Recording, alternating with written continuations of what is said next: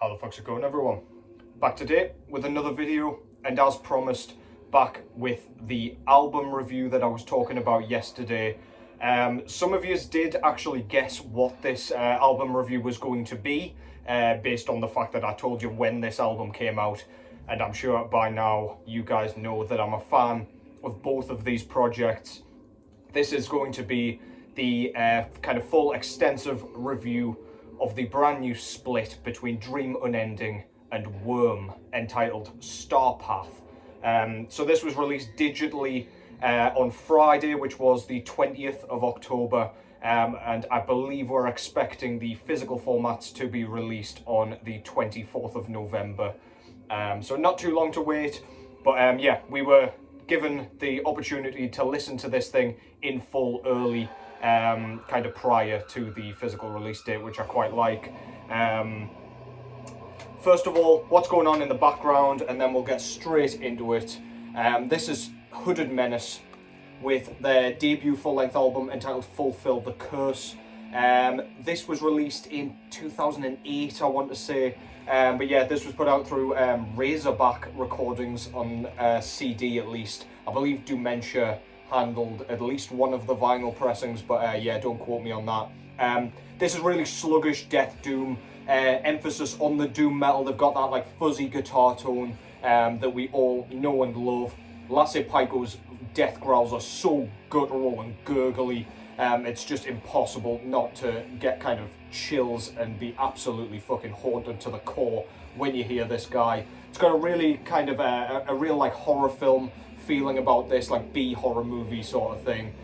All the kind of sound clips and stuff like that they use just really makes this a kind of atmospheric experience from the get-go and throughout. Absolutely killer riffs, sluggish kind of doomy drumming, but yeah, absolutely killer, really unique. That's Hooded Menace with Fulfill the Curse, just to get us through this vid.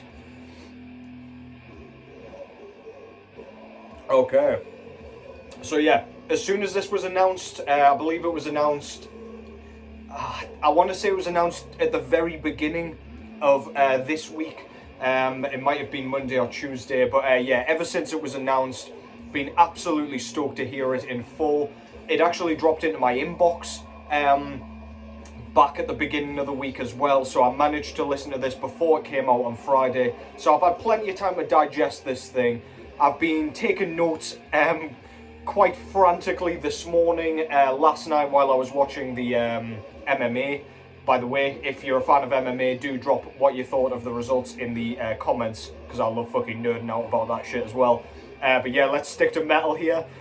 Yeah, this has pretty much taken over my listening habits this week. I've been doing pretty much nothing but listening to this and the newest Sulphur Aeon album, kind of trying to digest both of these a bit more, just because they're bands that I'm always going to put all my fucking time into, because basically I anticipate every release they do.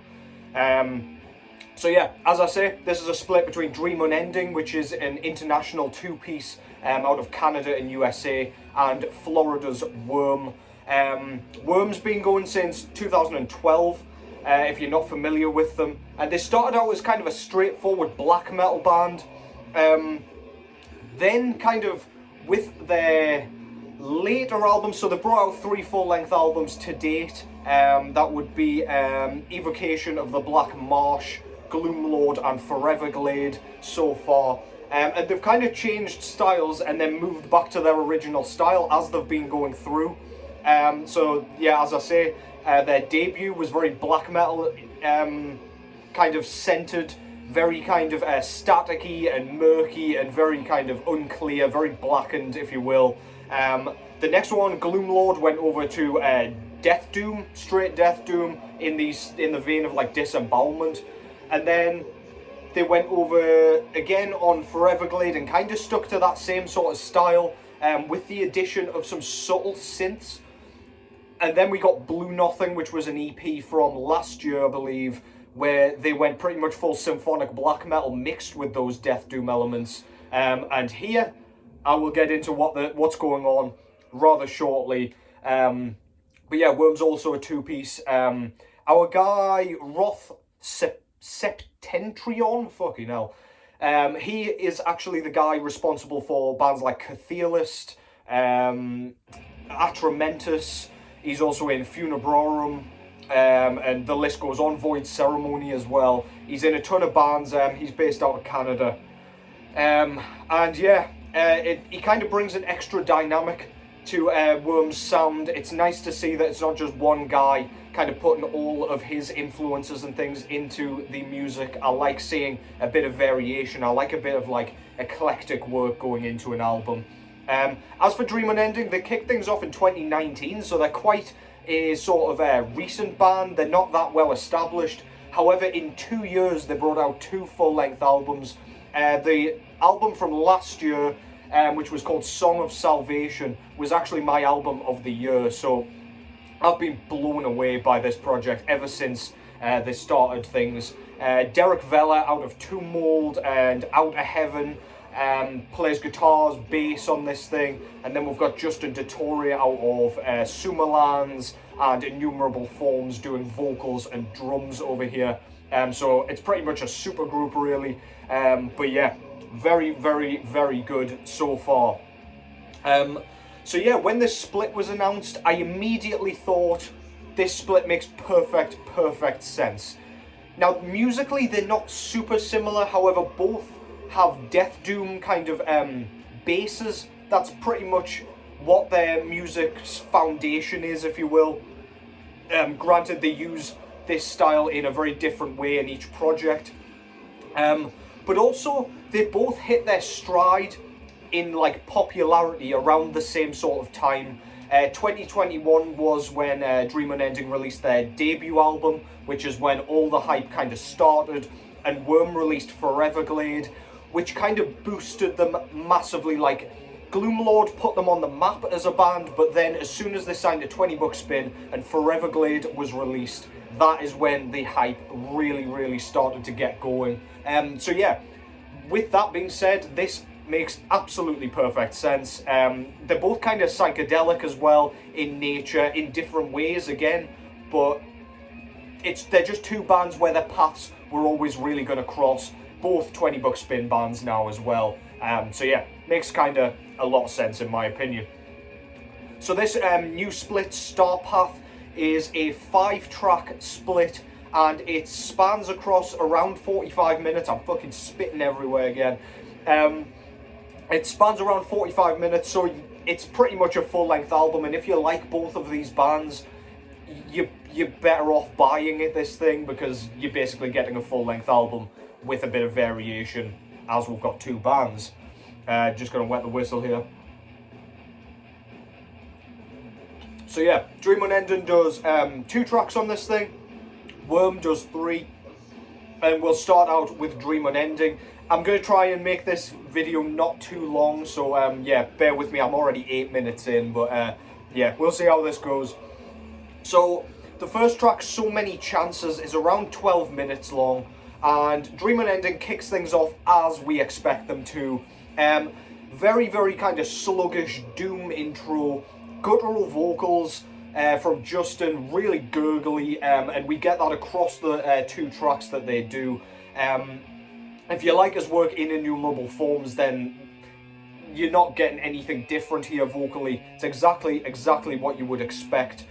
We've got twinkling, kind of ethereal, sparse lead guitars, making a very cosmic and dreamy atmosphere. We've got some really nice, like, ascending and descending rhythms, which just, I don't know, it makes it feel really, like, oscillating and just really uniform, and it's almost like allowing you to sort of drift through the track in an almost dreamlike state. They're very much like they're named after what they sound like, pretty much. There is a real kind of contrast between the beautiful kind of sort of cosmic psychedelic atmosphere and Justin's death growls. It really feels like you're in sort of part dream, part nightmare. It's like the two sort of styles bounce off one another absolutely perfectly. We've got a lot of kind of patient ambient sections that just build throughout the track. That's what they're really good at. They're very good at being sort of, they don't rush anything. It's crawling, it's slow, it's sluggish, but it's very, very kind of purposeful. There's nothing boring or tedious going on here. Everything feels like it should be where it actually is, arranged absolutely splendidly. As per usual, the lead guitars are absolutely the centerpiece here. So, although the notes are quite sparse, like from the beginning to sort of the midsection of the track, they are very kind of loud in the mix, so they're unmistakable, unmissable, and like, they don't go amiss. They're not like swamped in any of the other instrumentation. Very, very clear and very audible, and again, very, very purposeful. It's almost euphoric in the sense that they're almost dissonant. There's not really melody going through most of it. It's just the odd note with loads and loads of reverb that just kind of lingers in the background like starlight twinkling around you. Then we get like a track wind down, if you will. After a really neat sort of lead melodic section, I'll try and sort out some of that glare. We get a sort of clean vocal passage, and the vocals are kind of rooted in classic rock, classic heavy metal sort of thing, so it's quite unusual. You're not expecting it when you first come across this track, but it fits really, really well. I love the lyrics too. They're very, I don't know, it sounds very adventurous. It's almost like some sort of like space romance or something, the way that the lyrics are put together. But anyway, I digress. There are three absolutely stunning, very, very subtle, I would say, but really noticeable to me, sort of Latin acoustic guitar notes that repeat over and over again during this section, with some like really nice like soloing on that same acoustic guitar. It's just sort of layered beautifully, that just makes the hairs on the back of your neck stand up, man. Absolutely gorgeous, unbelievable, unreal sort of songwriting. Again, just so measured and again patient. We don't need blistering riffs for Dream Unending to be effective. Because of this little moment and the clean vocal passage, it stops this track just being a Dream Unending track and makes it one of the best goddamn pieces of music they've ever written, or have so far anyway. Absolutely blew me away the first time I heard it, and it continues to, the more and more I listen to it. Justin's drum work here is pretty conventional. If you're familiar with his drum work in Sumalands, you'll know he's not one for like, I don't know, he's not one for like loads of flair. He doesn't put a ton of like complex fills in or anything. He's very like, he likes to stick on one drum if he's going to do a fill and things like that. But there's some really cool like cymbal accentuation that he uses in this band. He moves over to the ride cymbal seamlessly. There's not very much bell work, if any at all. It's all on the main kind of face of the ride cymbal. And again, it just adds like a twinkling effect. And then he uses kind of lots of crash cymbals to accentuate what's going on with the guitars, and his bellowing kind of cavernous growls. And it's just really smart drumming. Really, really love it. Works really well, and again, nothing too fancy. We've got some really nice like 16th note bass kicks that he adds in as well, just to make the slower passages a bit more interesting, just so they're not like quarter note like pulses. They're not that predictable anymore when he adds like an extra kick in just after his sort of where the quarter note would go. Really, really love that shit, man. It's just attention to detail like that that makes this band so kind of, I don't know, exciting to me. Which moves me on to the second track, If Not Now, When, which comes in as more of a traditional doom metal track to my ears. It's quite dense. It's very, very compact and very suffocating. We've got lots of like really cool drawn out notes on this, including during at least one of the solos. We've got some really nice kind of tremolo work, not tremolo picking by any means, that's not what I mean here. It's more like a tremolo like effect, like using the tremolo bar to like bend some of the notes. It almost comes across with the reverb and the kind of tone of it. Sounds a bit like a submarine sonar or something like that. It's just really, really cool. Again, sounds like the Twilight Zone or something like that. Really fucking cool. Again, the gutturals are a staple on this track. There's no clean vocals on this one. We've got a couple of different time signatures on this. I believe I heard like a 3/4 time signature come in, which just makes things a bit more interesting, a little less predictable instead of just sticking to the 4/4 kind of bass. There's a heavy metal feel to a lot of the guitars on this one, I find. And some of the guitar work kind of, this might sound really goofy, but reminds me a little bit of Santana's guitar playing. It's very bluesy. And just sort of, again, inspired by the Latin kind of style, which I absolutely love. I think it fits perfectly in this. The rhythm guitar tone doesn't swamp everything. You get all of the lead work pretty much a cappella. There's almost no sort of swamping of any of the leads, which I think works perfectly because, as I say, the leads are ultimately the centerpiece. This track and the first track kind of remind me of like a lot of the shit that was going on the Tomb Mold record, in terms of like it's very progressive, there's lots of transitions, and by the time you've clocked that there's a new riff going on, you haven't even fucking realised that it's changed. It's just kind of happened, and then suddenly you're in another riff. Bass lines, as always with Dream Unending, are very, very audible. On this, we don't get as much complexity from them, but they're still very, very much there and present, which, I mean, we all love a bit of bass, right? So, yeah, tension building and kind of atmosphere construction and suspense is just second to none. It's so like, it always feels like there's something enormous coming, and you know there is, whether that be a solo or another like crushing sort of mid-paced death metal section. You just know something's on the horizon, and it's going to swallow you up. Again, drumming on this one, quite simple. We get a bit of double kick work here and there. There's zero distracting fills yet again, as I said, but during the solo section towards the back end of the track, we do get some like work on the snare and the toms, which just, I mean, it's nothing too fancy. It's just a few, it's just like a nifty little fill, which he kind of repeats, excuse me, the burp of enthusiasm again. But yeah, it works really well. It accentuates the solo yet again, and I just think it's kind of executed perfectly. I absolutely loved Dream Unending's side, basically. They did around 22 minutes of music here, and yeah, everything they've done so far has been absolutely stellar. So yeah, let's get over to Worm, shall we?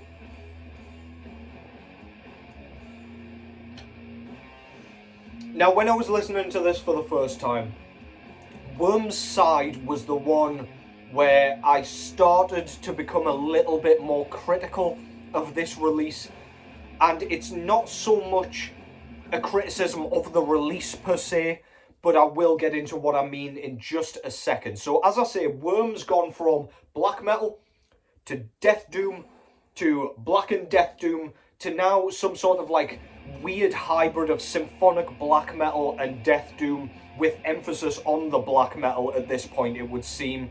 The first track, Raven Blood, comes in with like a gallopy sort of Emperor-esque symphonic black metal passage, which, I mean, the riff sounds awesome. Love the drums. They've captured that kind of style really perfectly. I just think it's exquisitely executed. We've got choir-like synths sort of fluttering around everywhere on this thing. It sounds like he's pressing every single effect on the synth that he possibly can and just chucking it into the album, which I find a little bit distracting on this thing. However, I've got to say, and not just on this track, they've done an exquisite job of filling out the soundscape here. They either use harmonization with the two guitars, or they use synths in the background, or the bass work, or even the drumming does a great job of that. It's very, very busy all the way through this thing. And yeah, it just sounds like a full sound. No space is wasted. There's no like dead sound in the background. There's always something going on. And to their credit, every single time I've listened to this thing, I've noticed something new every single time, which is just, that's not a kind of easy thing to achieve. We've got kind of melodic lead solos everywhere here, and that works to their advantage at times, and I will get into kind of what I mean by that in just a sec. Like during my conclusion, I'll wrap it all up. We've got a bit of like what sounds like boss music to me, like creeping in around the 2:30 mark. It's like really dramatic with like open-mouthed choirs and things like that. It sounds a bit like Ludwig of Bloodborne, his like soundtrack, his score while you're fighting him. It just sounds like something like that, or at least that's the vibe I got. Just very theatrical and very like grandiose, and sounds really fucking cool. Lots and lots of transitions here. It's almost like Worm doesn't have a clue what they want to be or what they want to do. They're trying to cram in all the black metal and all the death doom and all the death metal, and I just think they need to pick one and go with it. Either pick one and add in elements of the other, or pick another and add elements of the other one. However, what they're doing is doing both all at the same time, like as one massive thing. And I mean, it sounds unique, but it's so convoluted to my ears. I don't really know where they're going with it. It seems quite, I don't know, as I say, convoluted, just a bit messy to me. We've got heavy metal kind of inspired stuff going on here. This is a band of many different influences, many different kind of backgrounds, so I can really appreciate when they're throwing all of that in here. I like that they're paying homage to like traditional heavy metal and things like that, but yeah. We get some like melodic black metal sort of stuff akin to like Dissection on here. I've mentioned about 4 or 5 different styles here already just for this fucking track. That's what I mean. There's just so much going on all at once. That guitar tone that I've referenced a lot during kind of Worm reviews in the past, the sort of string bending kind of dense rhythm guitar tone that I really loved on Foreverglade, for example, really doesn't make much of an appearance here, especially on this first track. It's almost like the Death Doom's been just totally put on the back burner, although we do get like mid-pace sections, but I don't know, what I loved about Worm's sound was that would come out from the abyss every now and then, and it would just rip your head clean off your fucking neck, and then just kind of hit you with another synthy section or whatever. But yeah, man, I don't know. First track didn't blow me away. It kind of it blew me away in the sense that like, wow, this is unique, and wow, there's a lot going on here, and wow, this is technically impressive. But I don't know. I'll explain in a second. Next track's called Midwinter Tears, and this was my favourite track on the Worm side. The guitar tone, kind of a few seconds in, probably about 20 seconds in, reminded me quite a lot of Typo Negative, and it comes across as very gothic with the synths kind of going on in the background as well. It's sort of like chiming. It's very, I don't know, if you know Typo Negative's guitar tone, you'll probably know what I mean. Solos, again, like on Blue Nothing, the EP just prior, bursts out of nowhere. We've just got crawling doom sections, and then out of nowhere we get like some real noodling on the fretboard, which, I mean, I can take a bit of it, but it's just, there's so much of it. And again, I don't really know if Worm know what they're doing. They're just kind of doing whatever they please, which again, fully appreciate that. Like, do what you guys want. But I don't know. Directionally, I don't know what the fuck it means, if that makes sense. There's a lot of like disembowelment style stuff on here, so we do get that guitar tone very briefly, but we don't get any of the string bending on the fretboard, which is super disappointing to me. Hopefully on the next release. But yeah, again, very crawling. Like disembowelment, we've got sparse lead notes just kind of dripping like stalactites all over that kind of section. Really cool. There's a sort of horror-inspired sort of tubular bells section, like the Exorcist theme going on in here, which just, I don't know, it's really, it sounds like an 80s horror film, and it's just like, yeah, it just tickles my pickle in that sense. It's just very, very, like, nostalgic and authentic, and I love that shit. The drum performance is super diverse here. We've got blast beat sections, we've got lots of very cool, like, double kicks, sort of bars, if you will. So each bar has like a normal 4/4 kind of a quarter note pulse. Then we'll get a few like 16th note double kicks, which I fucking love. That sounds absolutely stellar. It's just, again, a nice bit of accentuation to bring about an aura of chaos, which I absolutely love.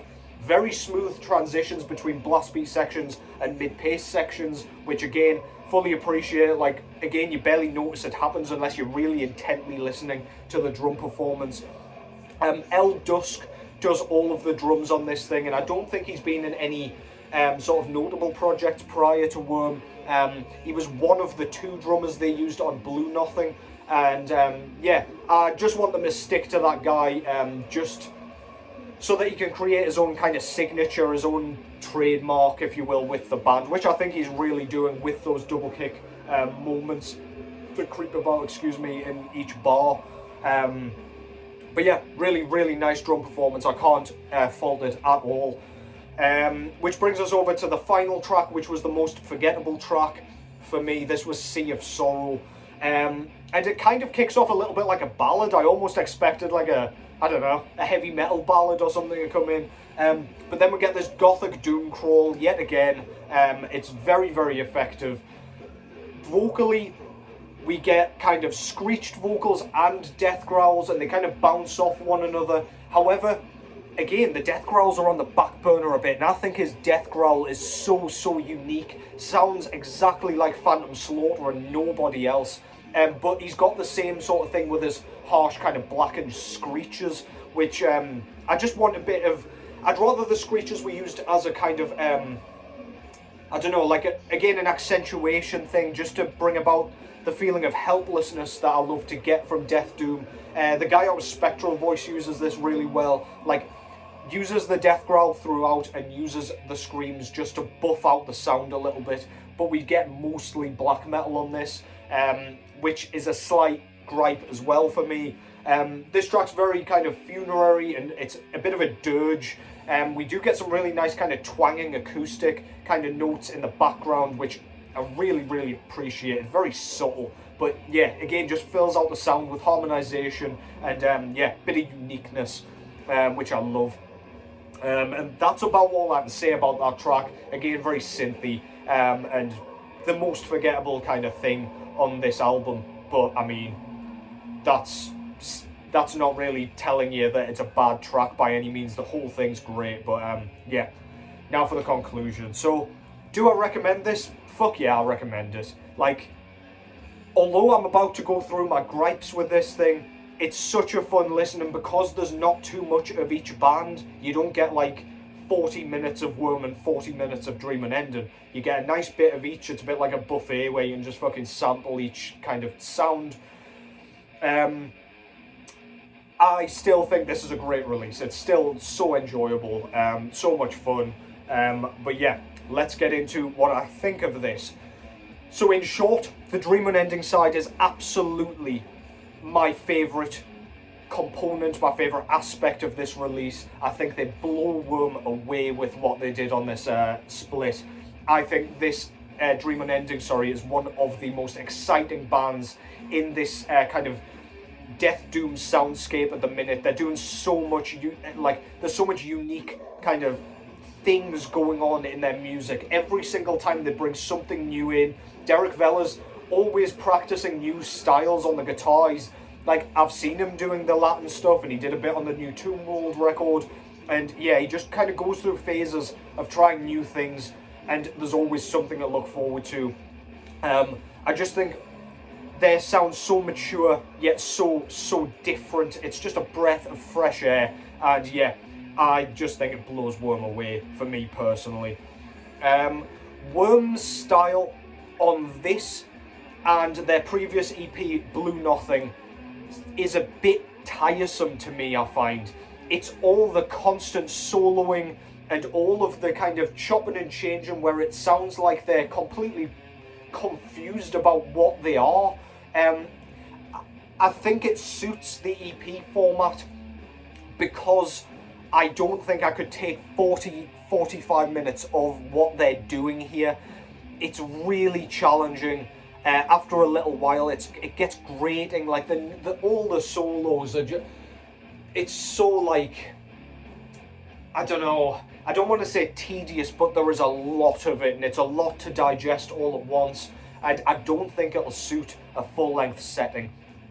Forever Glade had a perfect balance where they had mostly kind of like verse sections, and then they'd add like the occasional solo or riff change. But yeah, Blue Nothing sounded like an experiment in what they could do with their fretboard, and this is pretty much the same in that sense. It's a little bit too much for my tastes. It's basically a full thing of noodling, which some may like, and I like to an extent, but it's a lot, man. It's a lot, and I'm knackered after listening to this. It seems a little bit directionless, like they're just adding in a bunch of shred stuff, and the actual like full album's been forgotten about a bit, and the direction in which they want to go with it, and the full story. Like, I'm very much a albums guy, but I think these work better as individual tracks, personally, which is why it suits the EP format. It's just not as kind of pleasing or satisfying to me as something like Gloomlord, where it was just a journey through the swamps of Florida, punching alligators to try not to get eaten, snapping turtles, biting your fucking toes off, and God knows what. But yeah, anyway, that's my gripe with Worm, but lots of cool stuff on this as well. Again, they've got a unique sound, absolutely unique, undeniably unique. But it leaves more questions than answers for me. Like, what are you guys doing? What's your next thing going to be? Your next full length is where you'll either make or break me as a fan. But yeah, I guess it remains to be seen. All in all, nice contrast in sounds between the two bands. They're different enough so that it doesn't feel like a split of the same band, but they're similar enough so that it doesn't feel like a kind of mishmash of just popular bands just for the sake of doing it. I think this is really good. I am very skeptical though about where Worm is going to go, whereas Dream Unending kind of stick to their basal sound, and they know it works. So yeah, Dream Unending was my kind of winner for this split, but both sides are really, really worth your time. Shout out quickly to the Mark Riddick artwork as well. He finally got his fucking paintbrushes out and did some colour paint for a change. He's only really done kind of black and white sort of skulls, coffins, worms, all that nasty shit for kind of death metal albums, but for this one he kind of made it a more spacey, cosmic kind of feeling. So yeah, go and check that artwork out. I'm looking forward to seeing that on the vinyl jacket. I did actually pre-order this one, not that that's a surprise, I suppose. Just some quick housekeeping as well before I go. I'll not ramble on too much longer. The records that I've bought for the Halloween contest giveaway thing are not here yet. So I promise they're ordered. They're absolutely ordered. They just need to kind of be dispatched. I'm not sure if there was a pre-order in the same kind of order, so it's kind of holding it up. But yeah, if they're not here by the 31st, I will still do my video and my draw. But you might have to wait a little bit for those records to turn up. I will announce in that video what the records are or will be, depending on whether or not they've kind of arrived by then. But yeah, regardless, keep the video responses coming. I've only gotten 3 so far, so the odds are great at the minute for you guys that have already done one. But yeah, hope you enjoyed that. Let me know down below what you think and what you thought of the MMA last night.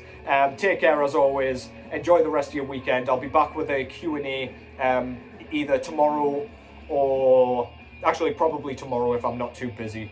But yeah, I'll catch you in the next one.